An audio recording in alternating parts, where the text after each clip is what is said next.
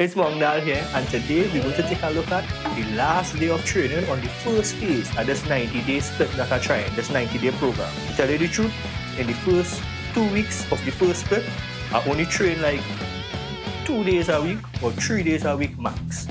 But, and I'm not doing any direct bicep work as yet. So, no direct arm work as yet. So,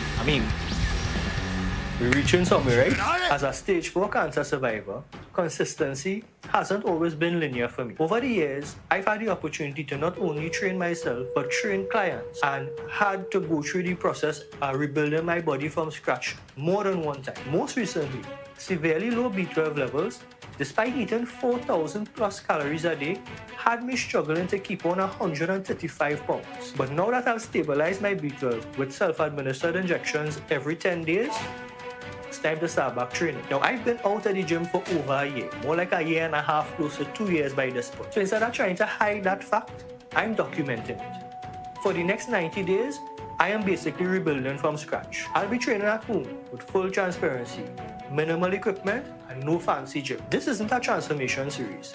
This is proof that with a little willpower and consistency, you can change the direction of your health and physique by just starting at home. So let me get started. This last day on the first phase though, I tried to do a routine that will prep my body for the upcoming phase. Because the upcoming phase, I decided to do a little hybrid intervention in that thing. I'm going to show you some B-roll while we're talking. Me warming up for squats, and you will see that I'm doing a type of goblet squat here, right? I opted to do this one instead because this one with the weight out in front of me was allowing me not only to keep the muscles in my back tight, but find that hip position and feet position that I needed in order to get my hips a little more mobile, to get my hips to open up a little more. For the first time in a long time, I'm actually feeling all the muscles in my leg. And that's why I'm going to stick with this one for as long as possible. Now, the other reason why I'm doing this type of goblet squat and not, let me say, back squat or front squat with a barbell is because the squat rack that I have is, how to put this by, shit. And it's only going up to like about here, that's the tallest that I could go up to. When you put it up to that height, it's very unstable.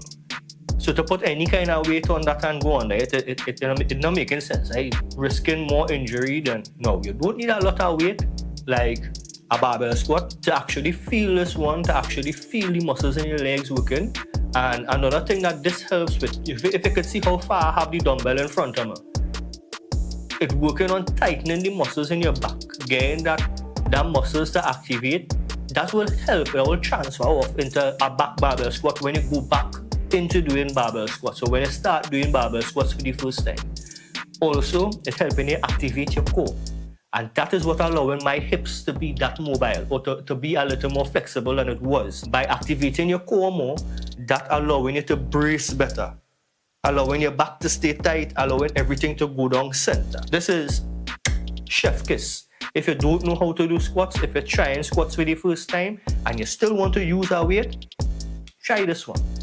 Try this. What are the trade-offs of training home with home weights, weights designed for home, the cheap weights, not having access to standard dumbbells like you would find in a gym, is that you have to adjust all the time. So every time you want to go up, you have to take off that back thing, you know, the weight trap. You have to take off that. You have to take off your weight, or you have to add on your weight, then you have to put back on that spin it. And it's like, why you want to go through that stress? But then when you think about it, because you see me here on the ground, this is so much better than driving an hour to a gym. When you're ready to use the dumbbell that you want to use, it have 10 other people waiting on it. A half an hour workout, a 45-minute workout that's taking me to the home, going to take you about an hour, hour and a half to complete in the gym. You have an hour drive to come back home again. And you paying somebody $400 to be able to do that. That making sense. To me, that not making sense again. I love a gym. I love the environment. I love training with my buddies. You know, when you're training with a group of people, it help you push. But at the same time, I don't know if it's because I'm getting older, but it's really not worth it. To me, again, it's not worth it to drive 2 hours back and forth and then spend an hour in the gym. My workouts home, they take about 45 minutes with the most. But anyway, all the fact that you're paying $400 a month to drive 2 hours a day just to do a 45-minute workout in an hour and a half, 2 hours. You have to ask yourself, wait, that making sense? To me, it's not. To certain people, it might. But right after the squats, we went in to dumbbell floor press. And again, for this last day of the first phase, till it was about building that mind frame. We stick to 3 basic exercises, right? For this last day of the first phase. Obviously, I do have enough weights to do back barbell squats. Obviously, I do have enough weights to do deadlifts. What is the best plan for the program from there? Since we can do squats, barbell squats, and deadlifts, let me say you had dumbbells alone. No bench, no other pieces of equipment, no nothing. What are the 3 main exercises that you could do with just 2 dumbbells and limited amount of weight? Some form of squat, like we was doing here, the goblet squat. The next thing you want to do, you do have a bench, floor press. Get your dumbbells as heavy as you could and as much reps as you could. For back, dumbbell bent over rows. Let me just say you do have the correct amount of weight that you need to max out. Rep out, do 5 sets at 20, do 3 sets to failure. Focus more on getting that mind-muscle connection. Don't focus on just moving the weight, you know? Just focus on getting that mind-muscle connection. Target the muscles, slow it down, get more reps. It have ways to work around that will enable you to build a nice base from home. Look at that, a couple days. This is 4 or 5 days in the first 2 weeks, right?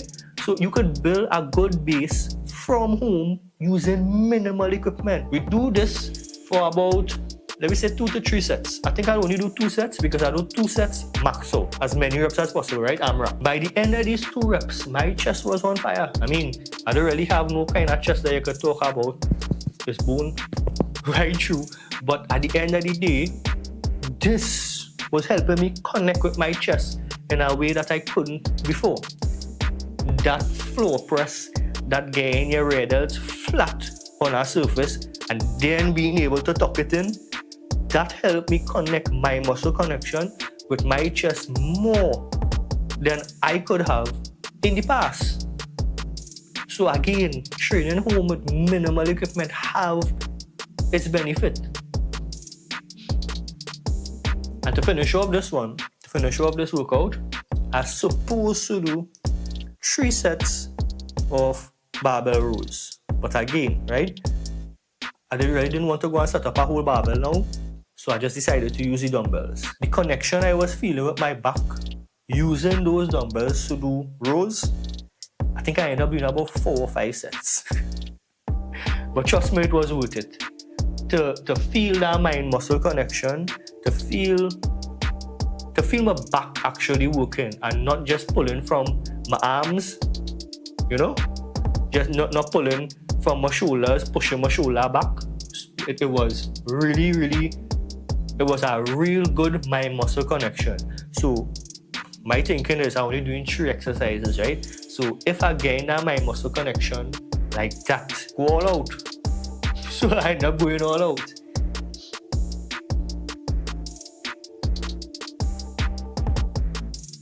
And one of the other reasons I decided to do that, one of the other reasons I decided to go all out is because I was getting a better connection here than other days that I use the barbell. And not only with the muscles in my back, the mind muscle connection with the muscles in my back, but the mind muscle connection to push my hips back and then bend my knees. I was getting more connection with my glutes and my hip flexors, and I wanted to take advantage of that because that was because of the goblet squats that I started doing. Even if you have problem with your posture, even if you have problem with a shoulder dropping or one side of your hip higher than the other side of the hip, this will help you.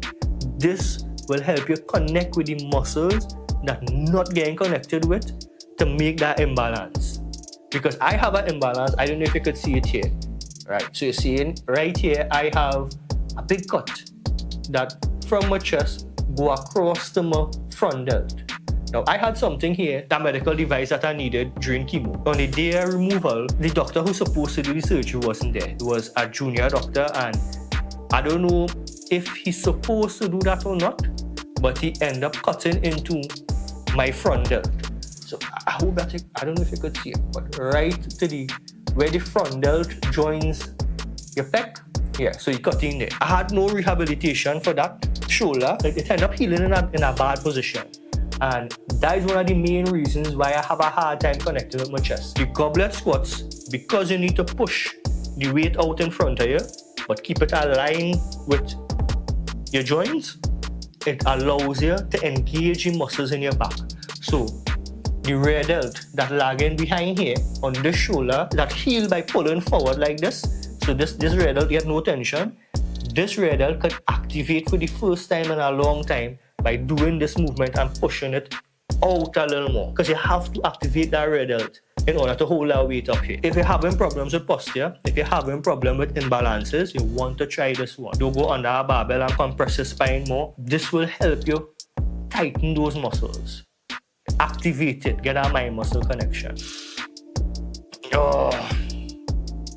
Alright, well, that was it for this one. I hope you enjoyed this video. The next video that you're going to see might be the start of the new phase. And remember, it's supposed to be a split. I'm supposed to do a phase of strength training, then a phase of static training. But I decided to combine those two phases and just extend it to the period that both phases are supposed to be for. And the reason being is you don't have enough weight and you cannot do proper strength training exercises like deadlifts and back barbell squats. That is not a problem. We're going to use what you have and we're going to adjust, we're going to replan, we're going to make the necessary fine-tuning that we have to do to make this possible. The most important thing is have a mindset. Even if today not good, you're going to get up tomorrow and do it again. The most important thing also is to give yourself time to rest and heal. You are not an IFBB pro bodybuilder who on ungodly amount of drugs. You are a natural, probably first timer, probably somebody who now re-enter in the gym, probably somebody who coming off of a life-threatening disease. It makes no sense measuring yourself up to those people. You could aspire to be like them, but it makes no sense patterning your training, your diet, your entire lifestyle around that. You can never train to reach that stage naturally. You can never train like somebody who enhance when you're natural. You're going to end up in the hospital with rhabdo. Right? Schedule rest into your program. As a natural lifter, you need it. Volume is one thing, but again, like I always say, progressive overload means progressive overload. Just because you like to train don't mean you're going on day one and just throw all the volume you can get. You have to give yourself time to progressively overload. That is not only in the weight that you're using, but that is also in the amount of sets that you're doing, the amount of reps that you're doing, and the amount of time that you're training for the week. So I hope that makes sense. And I hope that you could get some sort of value out of that. For Mangal, it's Jeremy, and I will see everybody in the next one. Stay flexing on them pictures. Yeah, it's that.